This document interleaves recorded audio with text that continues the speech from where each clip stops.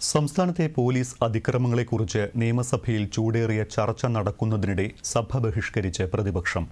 Police അതിക്രമങ്ങളിൽ മുഖ്യമന്ത്രി മൗനം പാലിക്കുന്നതിൽ അതിരൂക്ഷ വിമർശനമാണ് സഭയ്ക്കുള്ളിൽ പ്രതിപക്ഷം ഉന്നയിച്ചത്.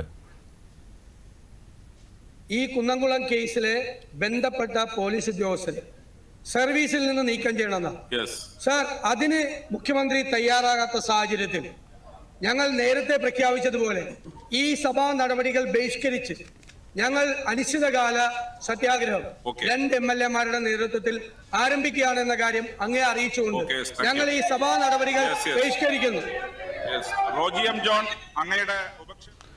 കുന്നംകുളം പോലീസ് സ്റ്റേഷനിൽ യൂത്ത് കോൺഗ്രസ് പ്രവർത്തകനെ തല്ലിച്ചതച്ച കേസിൽ മുഖ്യമന്ത്രി മറുപടി പറയണമെന്നും ആഭ്യന്തര വകുപ്പ് ഒഴിയണമെന്നും വി.ഡി. സതീശൻ പറഞ്ഞു. കുന്നംകുളത്തെയും പീച്ചിലെയും പോലീസ് അതിക്രമങ്ങളിൽ നടപടിയെടുത്തിട്ടുണ്ട് എന്ന് മുഖ്യമന്ത്രി മറുപടിയും നൽകി.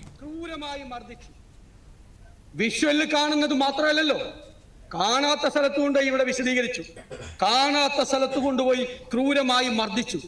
ഇതിന് ന്യായീകരിക്കാൻ പറ്റുമോ ആർക്കെങ്കിലും? ഒരു കൊലപാതകിയല്ല, ഒരു തീവ്രവാദിയല്ല, പോലീസിനെ കയ്യേറ്റം ചെയ്തിട്ടില്ല, മദ്യപിച്ചു എന്ന് കള്ളക്കേസുണ്ടാക്കി. പരിശോധിച്ചപ്പോൾ മദ്യപിച്ചിട്ടില്ല എന്ന് പറഞ്ഞു. ഒരു കുഞ്ഞിനെയല്ലേ നിങ്ങൾ? വല്ലോന്റെ മക്കളല്ലേ? മുഖ്യമന്ത്രിയുടെ കയ്യിൽ പരാതി ഉണ്ടല്ലോ. നിങ്ങളുടെ സ്പെഷ്യൽ ബ്രാഞ്ച് എന്താണ്? നിങ്ങളുടെ ശേഷം ഞങ്ങൾ സ്വീകരിക്കുന്ന പൊതുവായ നിലയുണ്ട്.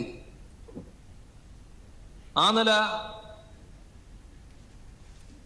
തെറ്റ് ചെയ്തവർക്കെതിരെ കർക്കശമായ നടപടി എന്നത് തന്നെയാണ്.